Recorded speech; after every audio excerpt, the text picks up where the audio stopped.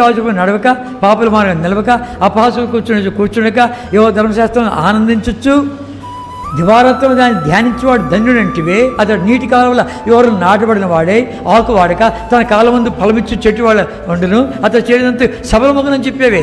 కనుక నేను దాన్ని ధ్యానించాలా, అది నా జీవితం సఫలం కావాలా.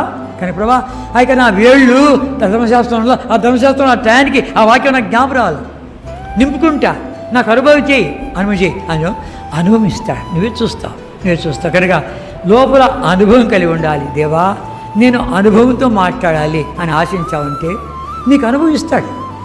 ఎవరికి ఇస్తాడు? ఎవడు నమ్ముతాడు వాడికి ఇస్తాడు. ఎవరితో మాట్లాడతాడు? ఎవడు లోపడతాడు వాడితో మాట్లాడతాడు. ఈ సూత్రాలు ఇవన్నీ. కనుక ఎవడు లోపడతాడు వాడితో మాట్లాడతాడు. నువ్వు లోపడిపోతే మాట్లాడే ప్రయోజనము.